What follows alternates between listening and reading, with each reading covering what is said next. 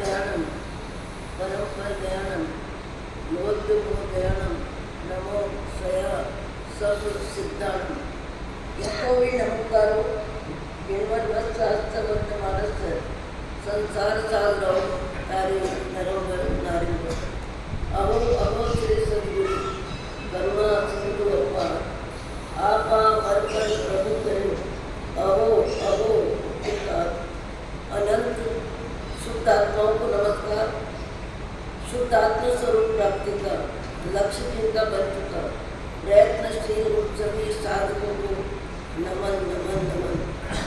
राजस्थान की धरती कोटा शहर दादावाड़ी परिसर आपको हमको सबको चातुर्मास में सत्संग स्वाध्याय के माहौल में 1 महीना लगभग होने आया है। सब आए दिन बैठते हैं, श्रवण करने में रुचि है, समझने में भी रुचि है, समय देने में भी रुचि है। पर आपका मेरा जीवन का सूर्योदय कब होगा? जब हमारे जीवन में राग द्वेष की यात्रा कम होगी। संसार में जितने भी कथानक हैं, जितने भी उदाहरण हैं, सबके पीछे 2 भाव है। 2 भाव, प्रेम का बंधन, द्वेष का बंधन। फिर 1000 रूप द्वेष के भी हैं और लाख रूप राग के भी हैं। पर सबसे मुख्य में मुख्य यदि कोई भाव है तो 2 भाव है, प्रेम का बंधन, द्वेष का बंधन। प्रेम का बंधन द्वेष का बंधन बनता है।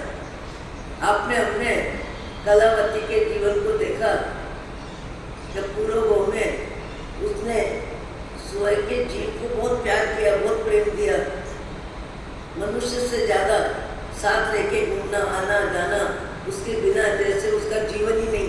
इतना ज़्यादा सुआ के प्रति उसका राग मोह आसक्ति अहंकार जो भी बोलो इतना ज़्यादा हो गया। फिर जैसे ही उससे दूरी बढ़ी, वो कहीं चला गया छोड़ के, इसलिए कि पिंजरे को एक रोज खुला छोड़ दिया कि कहाँ जाएगा। रोज तो आती हूँ मैं भगवान के मंदिर में, रोज लेके आती हूँ, रोज बात खोल के छोड़ देती हूँ, कहीं तो नहीं जाता, कहाँ जाएगा। और फिर छोड़ दिया। छोड़ने के बाद जब मंदिर से परमात्मा के दर्शन करके वापस जब आती है सुलोचना, अगले भोग का प्रसंग है, उस समय सुआ नहीं दिखाई नहीं दिया। कोशिश करने पर मिला नहीं तो मन उद्विग्न हो गया, हैरान हो गया, परेशान हो गया। और इतना परेशान हो गया कि मुझे उसके बिना रहना ही नहीं है, उसके बिना मेरा जीवन ही नहीं है। पिताजी बार बार कह रहे हैं, बेटी भोजन तो कर ले, भोजन का समय हो गया। बाप बेटी साथ भोजन करते हैं, पर मुझे आज भोजन नहीं करना है जब तक मेरा सुआ न मिले। ये प्रेम का बंधन में आकुलता, विकलता, बेचैनी, खींच, झुंझाट, कई प्रकार के भावों का सम्मिश्रण चल रहा है। आखिर राजा साहब को सोचना पड़ा कि इस सुए के लिए मुझे कई व्यक्तियों को खोज करने के लिए भेजना पड़ेगा। और कई व्यक्तियों को भेजा और भेजने पर सुलोचना ने कहा था, राजा साहब ने कहा, तुम्हारे सुए की पहचान क्या? सुए तो बहुत है आकाश में, पेड़ों पे बहुत बैठे हैं। बोले सोने की झांझर है। बोले फिर मिल जाएगा। और जैसे ही वो मिलता है और सुलोचना देखती है और पिताजी कहते हैं, ले तेरा ये सुआ आ गया। वैसे ही राग जितना था उस समय क्या हुआ, द्वेष आ गया। तू मेरे को छोड़ के गया, मैं हैरान हो गई, मैं परेशान हो गई, मेरा जीना भारी हो गया, मेरा खाना पीना छूट गया। इतना राग, इतना राग, इतना राग, जितना राग उतना ही द्वेष आ गया। और द्वेष आके सुए जैसे प्रिय पशु की पांखें तोड़ने में भी उसका मन हिचकिचाया नहीं। जब ये जाएगा कैसे, जा नहीं सकता, पंख तोड़ दिए। कभी कभी राग जब द्वेष में बदलता है, राग जब द्वेष में बदलता है तो कई व्यक्तियों के जीवन में आना जाना, खाना पीना, बोलना, हंसना मिलना सब बंद हो जाता है। राग जब द्वेष में बदलता है, द्वेष सीधा मृत्यु नहीं है, द्वेष में 1000 रूप है। मिलना नहीं, दूरी बढ़ाना, खाना नहीं, पीना नहीं, आना नहीं, जाना नहीं। और कभी कभी मैं नोट करती हूँ कि आसपास में बैठने की व्यवस्था होने के बाद भी जहाँ मन नहीं मिलता है, जहाँ व्यक्ति को एक दूसरे के प्रति अनबन है, वो अपनी जगह भी बदल लेता है, जानबूझ के जगह बदल लेता है। तो ये राग के भी 1000 रूप है और द्वेष के भी 1000 रूप है और दोनों में जीव ऊर्जा है। कब से? अनंत काल से। जब जिस शरीर में जाता है उस शरीर में जीव और अजीव दो में संयोग संबंध बनता है। दो में संयोग संबंध क्या बनता है? माता पिता भाई बहन, ये चेतन और जड़, मकान आदि सब खाने पीने की व्यवस्था। जड़ और चेतन दो ही शब्द है और दो शब्द का ही रिजल्ट है प्रेम का बंधन, द्वेष का बंधन। प्रेम का बंधन, द्वेष का बंधन। और द्वेष के बंधन में 1000 रूप है। आज आपकी अलमारी है, आपकी साड़ियां हैं, उसमें भी आपकी राग द्वेष की यात्रा चलती है, उसमें भी राग द्वेष की यात्रा चलती है। किस समय किसको पसंद करते हो, किस समय किसको निकालते हो, किस समय किसको वापस रख देते हो। भले सब साड़ियाँ आपकी है, उनको न राग है न द्वेष है, वो जड़ है, चेतन नहीं है, जड़ है। जड़ किसे कहना, ये हमारा मुख्य विषय है व्याख्यान का। जड़ किसे कहना? जिसको अनुभव नहीं, जिसको सुख दुख का अनुभव नहीं, जिसमें ज्ञान शक्ति नहीं, उस चेतन को आत्मा भी कहते हैं, जीव भी कहते हैं, कई प्रकार के शब्द दे दो। और अजीव किसको कहते हैं? जिसमें सुख दुख की व्यवस्था नहीं, जिसमें सुख दुख की व्यवस्था नहीं, अनुभव की क्षमता नहीं, ज्ञान गुण जिसमें नहीं, उसे हम जड़ कहते हैं। तो आपकी साड़ियाँ जितनी भी है वो जड़ विभाग है, चेतन विभाग। जड़ विभाग में नंबर आएगा कि चेतन विभाग में आएगा? जड़ विभाग में आएगा। पर जड़ विभाग में राजी नाराज होने का परिश्रम कौन करता है? जड़ करता है कि चेतन करता है? आप कहोगे महाराज रोज यही बात, एक ही बात सीखनी है, जड़ का राग कम कैसे हो? जीवों के प्रति प्रमोद भाव, भक्ति भाव, मैत्री भाव, मित्रता अलग है, मैत्री भाव कैसे विकसित हो? 50 साड़ी है, 50 साड़ी कभी झगड़ती नहीं, कभी नाराज होती नहीं, कभी आपको उपलब्ध देती नहीं, कब निकालोगे बोलती नहीं। रिश्तेदारी में, परस्पर कार्यक्रम में एक दूसरे की उपस्थिति न हो तो एक दूसरा उपलब्ध भी दे देगा, कहेगा आप आए नहीं, हमको अच्छा नहीं लगा, आपको आना चाहिए था। क्योंकि वो जड़ नहीं है, जड़ में चेतन है, चलता फिरता इंसान है, उसकी भाव शक्ति है, उसमें मोह है, उसमें तेरा मेरा है, उसमें सब कुछ है। प्रेम बंधन, द्वेष बंधन, दो के अलावा तीसरा कोई बंधन नहीं है संसार में, तीसरा कोई बंधन नहीं है। और प्रेम के बंधन को भी व्यक्ति अपने दिमाग में उपस्थिति के बिना, संयोग के बिना, व्यवस्था के बिना अपने दिमाग में क्या करता है? लेके फिरता है। उपस्थिति के बिना भाव जगत में, जैसे एक बहन कहती है कि दही बड़े बहुत बार खाए, पर एक दिन जैसा दही बड़ा खाया या श्रीखंड खाया वैसा स्वाद फिर आया ही नहीं, वैसा स्वाद फिर आया नहीं। बना बहुत बार खाया पर वैसा नहीं बना, वैसा नहीं बना। खाने का समय खत्म है, उसका लाभ शरीर में मलमूत्र के रूप में खत्म है, उसका समय भी खत्म है, उसकी उपयोगिता भी नहीं है, उपयोगिता भी नहीं है, समय भी बदल गया, स्थान भी बदल गया, खाने वाले शरीर का भी परिवर्तन मलमूत्र के रूप में उसका हो गया, उसके बाद भी व्यक्ति क्या कहता है, वैसा स्वाद फिर कभी नहीं आया। इसका अर्थ क्या हुआ? आपके दिमाग में, आपके विचारों में उस स्वाद की स्मृति बनी हुई है, उस स्वाद की स्मृति बनी हुई है, आंशिक रूप से है, क्योंकि उपस्थिति नहीं है, खाने पीने की क्रिया नहीं है, केवल मान्यता में, केवल सोच में। उपस्थिति स्मृति में है, तो स्मृति में उपस्थिति है, उसका भी किसी न किसी रूप में कर्म का बंधन चालू रहता है। जैसे मान लो आपने मकान लिया है, मकान लेने के बाद लाइट भी ली है और लाइट फिटिंग भी हो गई है सरकारी स्तर से, कानून कायदे से, पर आप लाइट चलाते नहीं है, अभी मकान में प्रवेश नहीं किया है, उसके बाद भी कुछ न कुछ हिस्सा लाइट फिटिंग हो गई तो उसका कुछ हिस्सा आपको देना ही पड़ेगा, देना ही पड़ता है। ऐसे ही अनंत काल की यात्रा में हमारे जीव ने अनंत जीवों से राग द्वेष के भाव किए। जब जिस शरीर में गया उस शरीर में मैं बुद्धि और उस शरीर में मोह बुद्धि, जब जहाँ गया, ये जितने भी पशु पक्षी दिख रहे हैं सबको अपना जीवन प्रिय लगता है, प्यारा लगता है, सब उस शरीर में रहना चाहते हैं। जैसे आप हम मनुष्य शरीर में रहना चाहते हैं, जब तक रह सकते हैं रहना चाहते हैं, जबकि मनुष्य शरीर है, सबको पता है शरीर में आत्मा है और शरीर का समय है, शरीर की उम्र है, आने का समय भी है, जाने का समय भी है। हर हालत हर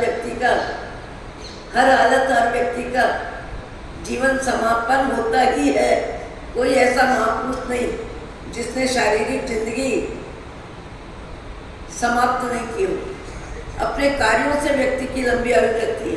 भगवान महावीर, भगवान बुद्ध, महात्मा गांधी, शादी भद्रती, धन्ना जी, एक नहीं हजारों नाम है और हजारों नाम के पीछे उनके जीवन की ऊंचाई है, अनासक्ति है, उदारता है, सेवा भावना है, आत्मज्ञान की परिपूर्णता है। शारीरिक जिंदगी सबकी समाप्त है, पर उसके बाद भी उनकी कार्यों की जिंदगी, वो जिंदगी आज भी लोगों की जिह्वा पे है। जिह्वा पे क्यों? उनका जीवन बहुत ऊंचा था, बहुत क्वालिटी का था, बहुत परोपकारी जीवन था, दूसरों के लिए बहुत उपयोगी बनने वाला जीवन था। तो व्यक्ति का शारीरिक जीवन जो जितना समय लेके आता है उतने समय ही टिकता है, पर उसके कार्य जितने ऊंचे होते हैं, जितने अच्छे होते हैं, जितने परोपकार के होते हैं, देश सेवा के होते हैं, समाज के लिए होते हैं, परिवार के लिए होते हैं, उस व्यक्ति का जीवन उतना ही लंबा होता है, उतना ही लंबा होता है। एक नाम आपने सुना होगा, खेमा देदरानी, पर अभी अपन उस नाम को नहीं लेते हैं। एक पिता है, दो पुत्र है, अभी तो दो पुत्र भी नहीं, एक ही पुत्र होता है लगभग। और एक पुत्र यदि 18, 20, 25 वर्ष की उम्र में एक्सीडेंट में किसी वजह से चला जाता है तो व्यक्ति के जीवन में पुत्र का अभाव हो जाता है। दो आंख की तरह दो बेटे भी नहीं होते हैं। समय बदलता है, परिस्थिति बदलती है।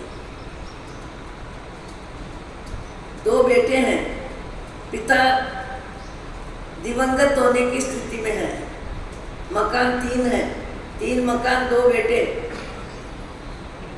पिता कहता है कि मेरा समय जाने का आ रहा है, मेरा शरीर बदलेगा, मेरा जीवन बदलेगा, तुम लोग पीछे 2 मकान मैंने तुम दोनों को दे दिए, तीसरा मकान की व्यवस्था तुम देख लेना, तीसरे मकान की व्यवस्था तुम देख लेना। मकान जड़ है कि चेतन? कीमत मकान बताता है कि व्यक्ति बताता है? उसकी उपयोगिता का ज्ञान व्यक्ति को है कि मकान को है? किसके अधिकार में रहना है, किसके अधिकार में नहीं रहना है? इसकी शक्ति विचारों में मकान में है कि व्यक्ति में है? पिताजी ने कह दिया 2 मकान दोनों को दे दिया, 1 मकान का बंटवारा तुम जैसे चाहो वैसे कर लेना, जैसे चाहो वैसे कर लेना। जीव अनंत काल से जड़ के मुंह में फंसा है। बड़े भाई को विचार आता है कि छोटा भाई तो अभी छोटा है, बच्चे भी छोटे हैं, मेरे बेटे का समय आने वाला है, इस मकान की व्यवस्था मैं स्वीकार कर लेता हूँ, स्वीकार कर लेता हूँ। छोटा भाई कहता है ठीक है, आप ले लो, आप ले लो और बाजार में कीमत करा लो, आप मकान ले लो, मुझे कीमत दे दो।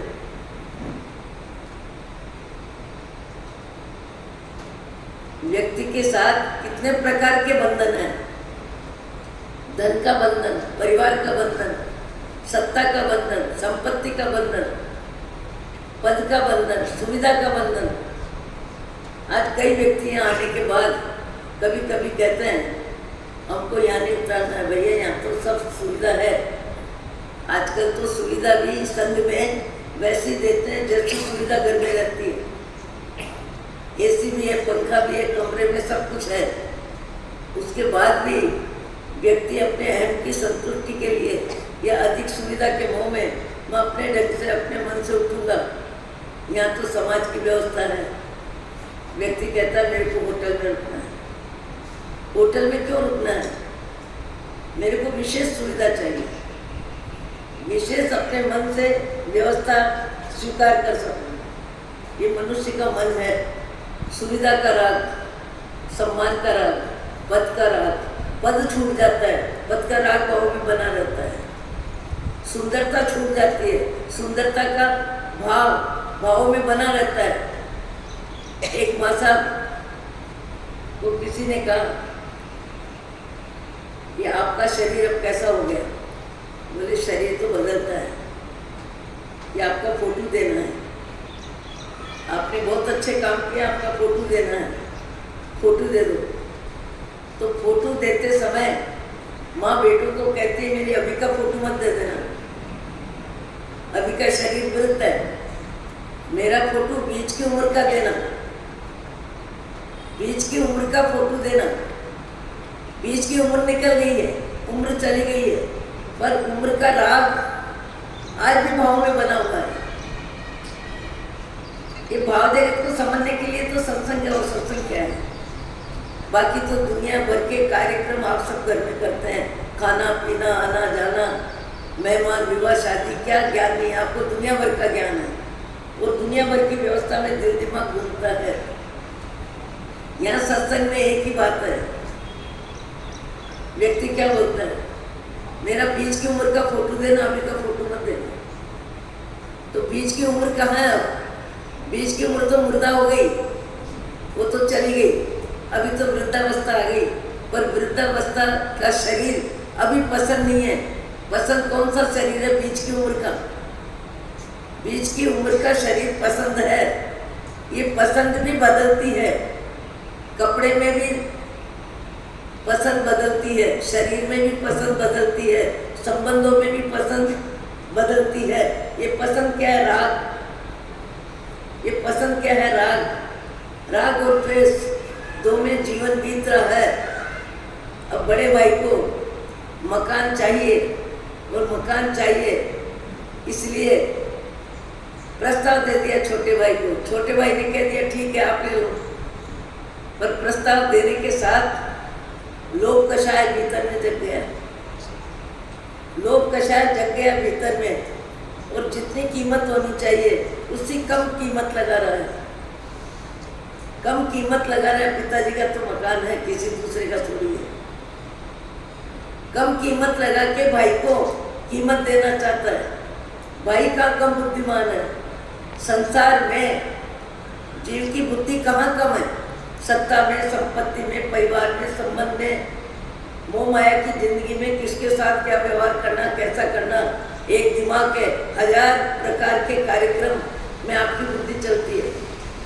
किसको क्या देना, कितना देना, कम देना, ज़्यादा देना, कम जाना, ज़्यादा जाना, सारा व्यवहार जितना भी निभाते हो वो सब बुद्धि में सुरक्षित है। किसके साथ कैसा संबंध निभाना है, छोटे भाई को भी कोई बीच राग तो था ही नहीं, वो भी राग में था।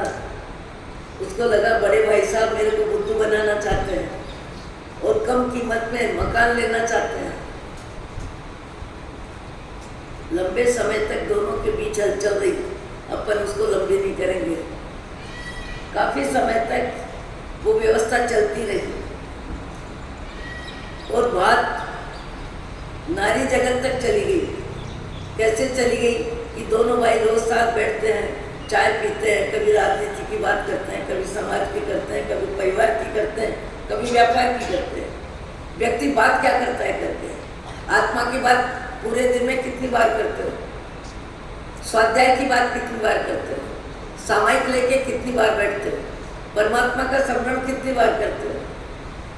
पूरे दिन में जो बात होती है वो बात आखिर होती क्या है? वही संसार की बात होती है, समाज की बात होती है, परिवार की बात होती है, खाने पीने की बात होती है, आने जाने की बात होती है। सारी बात का श्रेय क्या है? मोह की जिंदगी में व्यक्ति का दिल दिमाग घूमता रहता है। मोह की जिंदगी में व्यक्ति का दिल दिमाग घूमता रहता है। ये बात दोनों भाई साथ बैठते हैं, हंसते हैं, बोलते हैं, खाते हैं, पीते हैं। छोटी बहू को मालूम पड़ा, छोटी बहू को मालूम पड़ा और मालूम ये पड़ा कि दोनों भाई आजकल साथ बैठते नहीं है, बोलते नहीं है, हंसते नहीं है। क्या कारण बना? तो उसने बात में अपने पति से कहा, आजकल दोनों भाई साथ नहीं बैठते हो, आप लोग चाय नहीं पीते हो, क्या बात है? अरे ये हम जाने, हमारी बात जाने, तुम छोड़ो इस बात को। कि छोड़ो कैसे? तुम्हारी हमारी जिंदगी एक दूसरे के साथ बंधी है, छोड़ने से क्या होगा? संबंध में निकटता है और संबंध का महत्व है। मेरे को जानकारी लेना है कि आखिर आप दोनों भाइयों में विचारों में दूरी क्यों आई? विचारों में दूरी क्यों आई? बैठना उठना बंद क्यों हुआ? चाय नाश्ता बंद क्यों हुआ? इसके पीछे कारण क्या? कारण क्या? बंधन। किसका बंधन? मोह का बंधन, राग का बंधन। प्रेम का बंधन शिथिल होता है तो द्वेष का बंधन किसी न किसी रूप में आ जाता है। बुद्धिमान आदमियों की बुद्धि अपना तरीका कोई कैसा भी अपनाए पर आइडिया लग जाता है बिल्कुल। पत्नी ने कहा कि आप दोनों भाई अच्छे से निमट लो, निमटना ही चाहिए। ये तो आप भाई दो हो और एक ही बड़े भाई होते आपके। फिर पिताजी 3 मकान दे के जाते, फिर आप क्या करते? आपको एक मकान दिया, भाई को एक दिया, वो तीनों मकान उनको दे के चले जाते तो आप क्या करते? और मकान मकान है, मकान ईंट चूना पत्थर है और ईंट चूने पत्थर के मोह में, उसकी आसक्ति में, उसके मेरेपन के अधिकार के मोह में आप अपने जीवन में कितनी गलतियां कर रहे हो? कैसी गलतियां कर रहे हो? पति को कहती है, पतिदेव मुझे तो समाज में जीना है, परिवार में जीना है, पड़ोस में जीना है। आना जाना खाना पीना सब जगह चलता है, परिवार में भी चलता है, पड़ोस में भी चलता है, मित्रता में भी चलता है। आप दोनों के बीच में जो दूरी है, ये दूरी चर्चा का विषय बनेगी और चर्चा का विषय बनेगी तो मेरे कान तक ये बात आएगी और मुझे भी सुनना पड़ेगा। इन भाइयों में अभी परस्पर अनबन चल रही है। अनबन क्यों चल रही है? जड़ जगत का बंधन, चाहे शरीर है, चाहे परिवार है, चाहे धन है, चाहे धरती है, चाहे कपड़ा है, चाहे सोना चांदी है, सब जड़ जड़ और जड़ है। आपने कितनी बार सुना है और सुनोगे बार बार। आप कहोगे महाराज हम तो सारी बातें जिंदगी भर सुनते हैं, पर ये बातें नहीं सुनते हो जिंदगी भर। जिंदगी भर दूसरी बातें सुनते हो, सब दूसरी बातें सुनते हो। ये जीव जड़ जगत का प्रेमी है, जड़ जगत का प्रिय है, जड़ जगत को अपना माना है, जड़ जगत में ही राग द्वेष करता है, जड़ जगत में ही तेरा मेरा करता है। सारा संसार जड़ जगत में फंसा है। परमात्मा के मार्ग में जिनको परम पद प्राप्ति की अभिलाषा हो गई, जैसे शालिभद्र जी को कितना वैभव, कितना परिग्रह, कैसा जीवन, कितनी बार साधु साधियों ने सुनाया होगा आपको। और माँ कहती है कि बेटा नीचे आज नाथ पधारे हैं, नाथ पधारे हैं। बेटा क्या कहता है, माँ सारा कार्य क्षेत्र आप तो संभालती हो, आप ही लेना देना करती हो, आप ही सारा व्यवहार निभाती हो, मुझे क्यों बुला रही हो, मुझे क्यों बुला रही हो। बेटा ये कोई वस्तु नहीं है, खरीदने की चीज नहीं है, सामान नहीं है, सोना चांदी का जेवर नहीं है जो मैं खरीद लूँ। ये तो अपने मालिक है, श्रेणिक महाराजा है, जिनके अनुशासन में है, जिनकी प्रजा में अपना नंबर है, ये मालिक है, ये राजा है। उनके आने पर तुमको दर्शन के लिए नीचे आना ही पड़ेगा, आना ही पड़ेगा। इतनी ऊंचाई पे थे, उनको लगा कि मेरा जीवन अभी अद्विच में है, परिपूर्णता मेरे में नहीं है। परिपूर्णता होती तो मुझे वंदन करने, नमस्कार करने, राजा साहब की उपस्थिति में अपनी उपस्थिति देने की जरूरत क्या पड़ती। कितना वैभव, कितना परिग्रह, कैसी रानियां, सारा संसार अति में अनुकूल, अति में अनुकूल। और ऐसे संसार को छोड़ के नीचे 7 मंजिल से आते हैं और आने के बाद वापिस जब जाते हैं, एक निमित्त मिला। जो बहुत साधक जीव होते हैं, पूर्व की पुण्यवानी होती है, कई जन्मों की साधना होती है, उनको एक निमित्त भी काम कर जाता है, उनको 10 निमित्त भी फैल हो जाते हैं। वापिस जाते हैं तब एक चिंतन लेके जाते हैं कि मेरे मनुष्य जीवन में अभी परमात्मा शक्ति प्रकट करने का पुरुषार्थ बाकी है। ये जो कुछ भी पसारा है, ये पुण्य कर्म का पसारा है, और ये पसारा इस जीवन तक है। उसके बाद जीवन भी बदलेगा, परिस्थितियां भी बदलेगी, पसारा भी बदलेगा। मुझे इस जीवन में उस स्थिति में जाना है जिस स्थिति के बाद कोई परिवर्तन ही नहीं होता। एक शब्द ने, नाथ शब्द ने शालीभद्र के जीवन को कितना बदला, कितना बदला। इतना परिग्रह, इतने आभूषण, शायद पूरा कोटे का परिग्रह भी इकट्ठा करो तो भी उनका परिग्रह जाना। और इतने परिग्रह में एक क्षण में उनका ममत्व विसर्जन हो गया, अनासक्ति आ गई, भाव में उदारता आ गई। और मुझे चैतन्य चिदानंद परमात्मा तुल्य आत्मा, वो परमात्मा शक्ति प्रकट करके रहना है इस भाव में।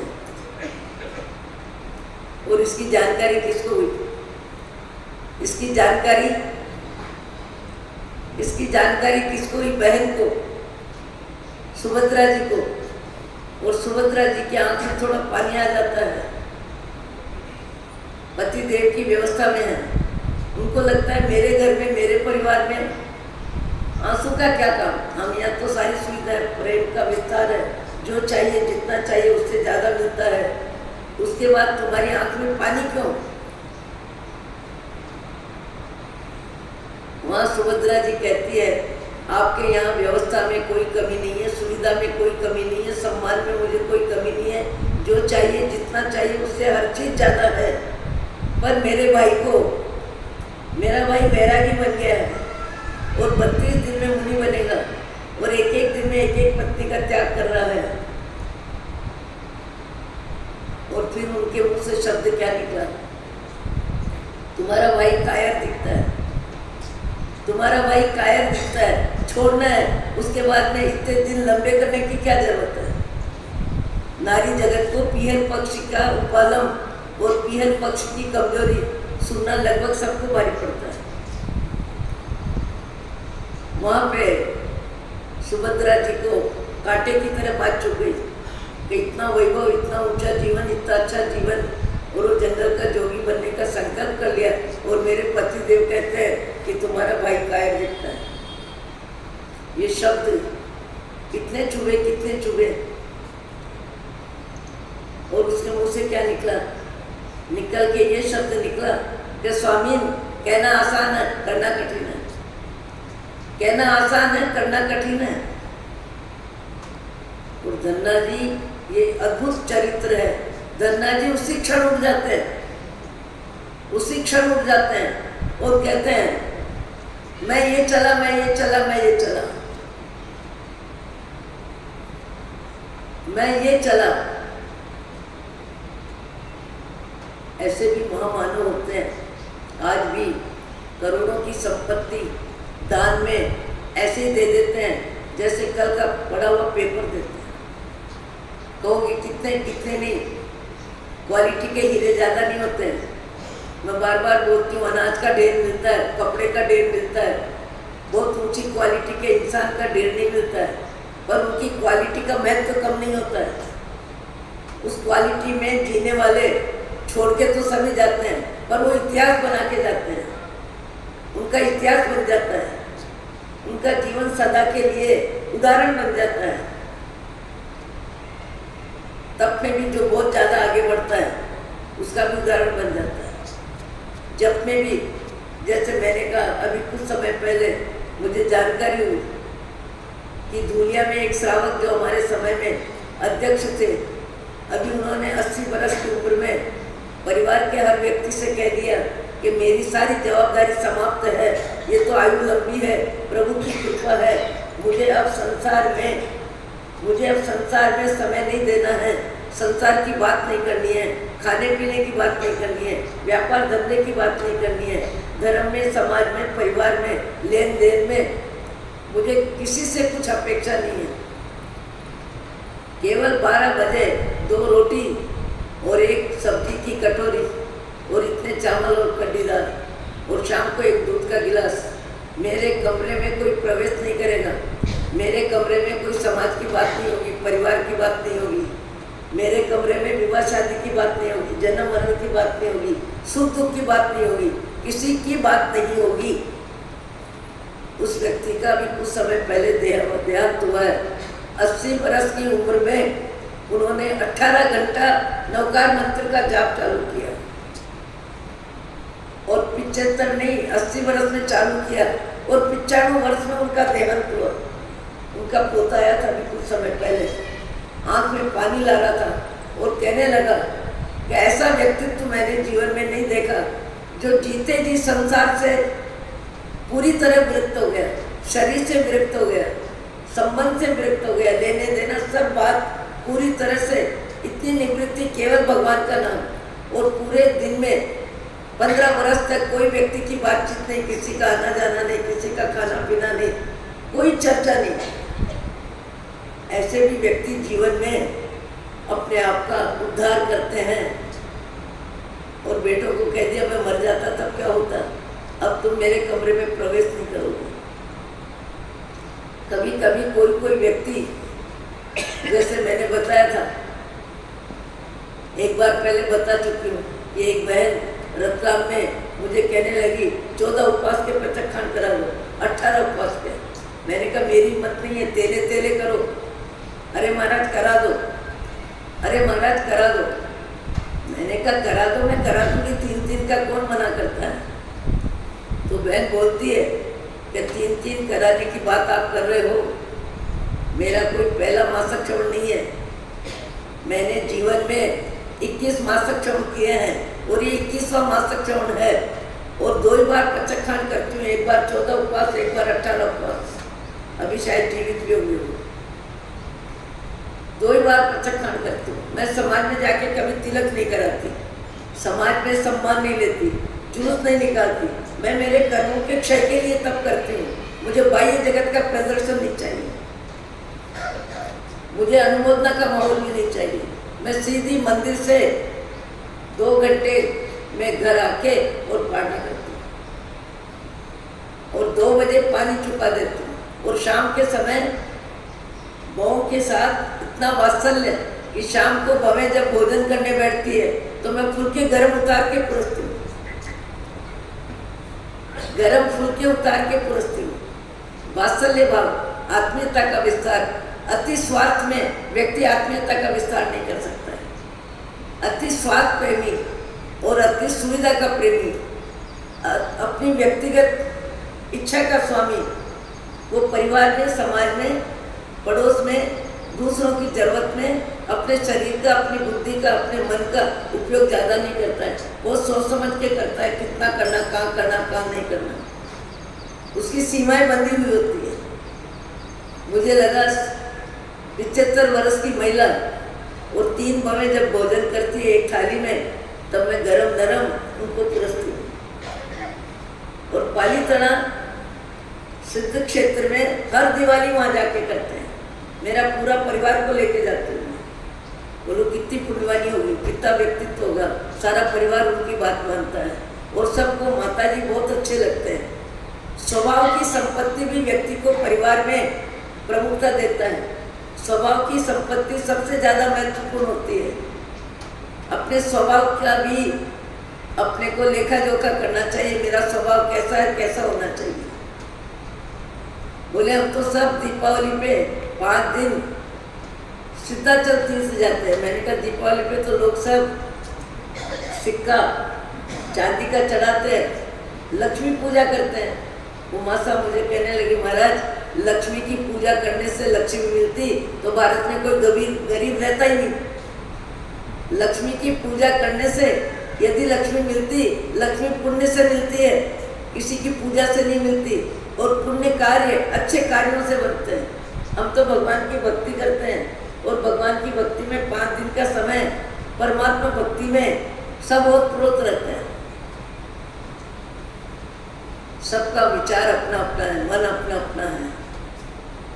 अधिकतर व्यक्ति संसारिक इच्छा पूर्ति के लिए धर्म करता है, पर ऐसे व्यक्ति भी है जो कहते हैं हमको संसार भगवान की यात्रा में, भगवान की भक्ति में संसारिक इच्छा का त्याग करके जाते हैं।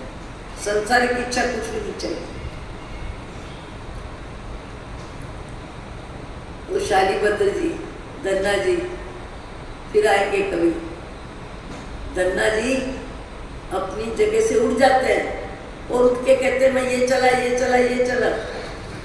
साथ दूसरी पटरानियाँ कहती है स्वामी एक ने अपराध किया या एक के शब्द आपको चुभ गए, हम सब ने क्या गलत किया, ऐसे कैसे जाएंगे। बोले सुभद्रा जी की गलती नहीं है, अपराध नहीं है। मुझे जागृत करने के लिए इनका शब्द गुरु की तरह काम कर गया। मैं इनको प्रणाम करता हूँ, मैं इनको नमस्कार करता हूँ। अपराध मानने की बात ही नहीं। और सीधे आते हैं, सीधे कहाँ आते हैं, शालीभद्र जी के वहाँ, और उसी शब्द में आवाज देते हैं ओ कायर नीचे उतरो शालीभद्र, चलो भगवान के चरणों में, चलो भगवान के चरणों में। और दोनों भगवान महावीर स्वामी के चरणों में जाके मुनिपद स्वीकार करते हैं। अपने जैन में अनेक अनेक उदाहरण हैं, त्याग के भी हैं, तप के भी हैं, भक्ति के भी हैं, दान के भी हैं, सेवा के भी हैं। सब तरह के उदाहरण हैं और सारे उदाहरण हमारी आत्मा का उत्थान करने में निमित्त हैं। आज वो बहू बन के अपने पति को कह रही है कि आपका व्यवहार मुझे ठीक नहीं लग रहा। यदि पिताजी के एक ही बेटा होता तो 3 मकान देते कि नहीं, और वो 3 मकान लेते कि नहीं। आप अपनी भुजाओं पे भरोसा करो, अपने परिश्रम पे भरोसा करो, अपने भाग्य पे भरोसा करो। भाई के साथ झगड़ के क्या मिलेगा, इतिहास बदलेगा और आपकी रागद्वेष की यात्रा में दूसरे कई निंदा का पाप का लाभ लेंगे। पत्नी कहती है मुझे इसी समाज में रहना है, इसी परिवार में रहना है, इसी पड़ोस में रहना है। मुझे आप दोनों की कहानी निंदा के रूप में, आलोचना के रूप में, भाई भाई के विवाद के रूप में मुझे कथा नहीं सुननी है। इसलिए पतिदेव आप विचारों को मान्यता दे दो और भाई साहब को कह दो आपको जो देना हो, जितना देना हो दे देना, बाकी मकान आपका है। अरे ईंट चुने पत्थर के मकान के लिए माँ जाए भाई के साथ, ऐसा व्यवहार कर रहे हो आप? क्या भगवान की वाणी सुनते हो? क्या जैन धर्म को स्वीकार करते हो? भगवान ने संसार को कैसा छोड़ा? शालीभद्र धन्ना जी एक नहीं अनेकों ने छोड़ा है। और हम सुनने वाले छोटी छोटी बातों में रागद्वेष में उतर जाते हैं, अधिकार के मोह में, पैसे के मोह में, प्रसिद्धि के मोह में।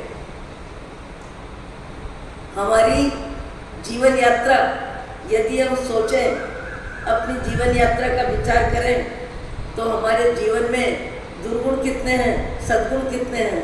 हमारी जीवन यात्रा चल रही है चल नहीं रही, काफी निकल चुकी है। ये मनुष्य भाव आत्म कल्याण के लिए, सौहार्द के लिए, मैत्री भाव के लिए, परोपकार के लिए, फिर से मनुष्य बने, ऐसे ऊंचे कर्म करने के लिए मनुष्य भाव मिला है। हम व्यक्ति वस्तु में उलझते हैं, उलझ के कितने भी उलझ जाओ, आखिर होगा क्या? जाना तो पड़ेगा, और जाना पड़ेगा तब छोड़ना नहीं पड़ेगा, छूट जाएगा, छूट जाएगा, सब कुछ छूट जाएगा, छोड़ना ही पड़ेगा, छोड़ना ही पड़ेगा। मैंने सुनाया था, बार बार सुनाने जैसी बात है कि एक दादा के दादा जिन्होंने कहा 1 किलो सोना मुझे शादी में मिला था, और वो सोना मेरे जीवन में सुरक्षित पड़ा है, कमाई अच्छी रही, व्यापार अच्छा रहा, न तो बिक्री करने की जरूरत पड़ी, न जेवर गढ़ाने के लिए जरूरत पड़ी, पड़ा है। उन्होंने अपने बेटे को दिया, बेटे ने अपने बेटे को दिया, और कहाँ तक? 7 पीढ़ी तक घूम गया। केवल अधिकार का मोह, केवल ममत्व का मोह, केवल मेरापन का मोह, और हर व्यक्ति को आखिरी में छोड़ना पड़ा, और छूटते छूटते कहाँ गया? मेरे को उस व्यक्ति ने अपनी कथा सुनाई, महाराज मैं 35 वर्ष का युवक हूँ, और वो धन, वो 1 किलो सोना घूमते घूमते मेरे पिताजी ने कहा मेरे दादाजी ने मुझे दिया है, मेरे दादाजी ने मुझे दिया है, और मैं तेरे को दे रहा हूँ। वो युवक कहने लगा, मेरा चिंतन चला कि 7 पीढ़ी में वो 1 किलो सोना घूमता रहा, अधिकार का मोह, अहंकार का मोह, मेरापन का मोह, सब लेके गए, और उपयोग कुछ भी नहीं हुआ, उपयोग कुछ भी नहीं हुआ, और वो घूमते घूमते मेरे तक आ गया। बस सबके कर्म बंधन हुए कि नहीं? अधिकार का मोह, मेरे पास है, मेरा है, मेरा है, मेरा पन का मोह, ये जड़ का राग, द्वेष और प्रेम, प्रेम का बंधन, द्वेष का बंधन, 2 ही बंधन है, और 2 बंधन में लाखों करोड़ों प्रकार के बंधन है, मूल में बंधन 2 ही है। उस महिला ने, उस व्यक्ति को मैंने पूछा कि आपने क्या किया? उस व्यक्ति ने कहा मेरा तो इतना चिंतन चला कि 7 पीढ़ी में मेरे बाप दादाओं के पास पड़ा है, न खाया, न भोगा, न बिक्री करी, न जेवर बनाया, केवल अधिकार के मुंह में पाप का बंद किया, और किया क्या? और अंत समय में सब छोड़ के चले गए। तो मैंने कहा आप क्या करोगे? बोले महाराज मैंने तो ठीक से सोच लिया, मेरी जिंदगी में इसकी जरूरत नहीं है। मेरी 7 पीढ़ी के रिश्तेदार जिनकी अर्थव्यवस्था कमजोर है, ऐसे 4 भाइयों को मैंने बुला लिया है, और 4 भाइयों को बुला के उनको कहा है कि ये मेरा उपकार नहीं है, एहसान नहीं है, मैं तुमको दे रहा हूँ, ऐसा सोचना मत, तुम भी अधिकारी हो, मैं भी अधिकारी हूँ, परंपरा से 7 पीढ़ी से, 7 पीढ़ी में तुम भी हो, मैं भी हूँ, मुझे जरूरत नहीं है, इसलिए मैं विनम्रता के साथ तुमको कह रहा हूँ कि 1-1 पाव सोना तुम चारों लेके जाओ, तुम्हारे काम आएगा, तुमको जरूरत है, मेरे को जरूरत नहीं है, मेरे यहाँ तो ऐसे ही पड़ा रहेगा जैसा अभी तक पड़ा रहा। कई व्यक्तियों के पास पड़ा ही रहता है, और मृत्यु आने पे छोड़ के ही जाते हैं। ये प्रेम का बंधन, और कौन सा बंधन? द्वेष का बंधन। यहाँ भाई भाई में द्वेष भाव चल रहा है, पर पत्नी इतनी विवेकी, इतनी समझदार है, कहती है एक मकान के चक्कर में आपका इतिहास बदलता है, आपके मोह की जिंदगी में राग द्वेष होता है, परिवार में, प्रसिद्धि में, सब में आपका चर्चा का विषय होगा। मेरा निवेदन है, ऐसा ही मोह है तो कमा के दूसरा मकान बना लेना, इस मकान को भाई साहब को लेने दो, भाई साहब को लेने दो। मैं आपकी बदनामी और भाई साहब की बदनामी दोनों ही नहीं सुनना चाहती। भाई साहब भी आपके बाप के बेटे हैं, और आप भी बाप के बेटे हो, दोनों सगे भाई हो। इस ईंट चूने पत्थर मकान के लिए तुम्हारी बदनामी होगी, तुम्हारी निंदा होगी, चर्चा का विषय होगा। पतिदेव मैं आपको विनम्रता से निवेदन कर रही हूँ कि आप इस बात को आज ही ओम शांति कर दो, और कह दो इसकी बिक्री भी नहीं करनी है, इसका पैसा भी नहीं लेना है, आप बड़े हो 2 मकान रखो, मेरे को 1 पर्याप्त है। कभी कभी नारी जगत भी पुरुष वर्ग को आदर्श विचार देके, ऊंचे विचार देके, अच्छे विचार देके, गलती करते करते भी व्यक्ति को सही राह बता देती है। आत्मा अपनी अपनी है, क्या पुरुष और क्या नारी, जिसका जीवन ऊंचा है, सत्संग स्वाध्याय में जिनकी रुचि है, ऐसे व्यक्ति अपने जीवन को बनाते हैं और दूसरे जीवन को प्रेरणा देते हैं। आज इस सभा में आपके चिर परिचित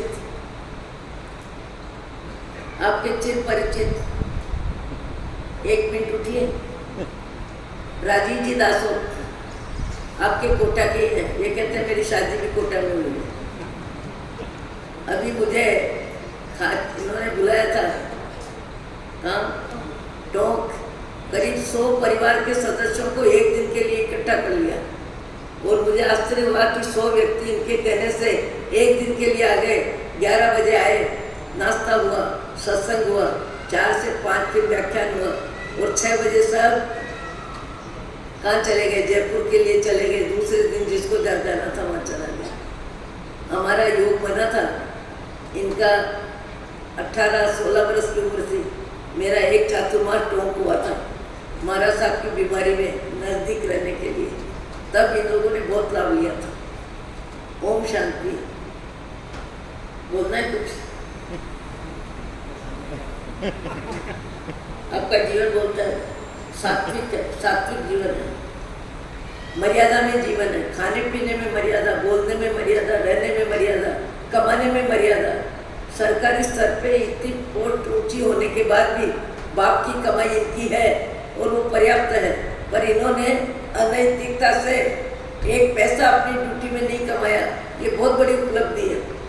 30 वर्ष से तो शक्कर को 1-2 बार वर्ष में कि मेरे बाप के आंसू नहीं निकल जाए, मेरी सास के आंसू नहीं निकल जाए, बाकी शक्कर का त्याग, फिर तलाक का त्याग, लिमिट में जीना, लिमिट में खाना, लिमिट में बोलना और इतनी ऊंची पोस्ट पे रह के अपने जीवन को पवित्र, प्रामाणिक और जैन दर्शन के अनुरूप श्राव की भूमिका निभाना, ये अपने आप में बहुत बड़ी बात है, अच्छी बात है, प्रेरक जीवन है। ओम शांति। अहो अहो श्री सद्गुरु करुणा सिंधु अपार, आपा हमारे पर प्रभु करो अहो अहो बेकार, जे स्वरूप समझा बिना पायो दुख अनंत, समझाव्यो ते पद नमो श्री सद्गुरु भगवान, परम पुरुष प्रभु सद्गुरु, परम ज्ञान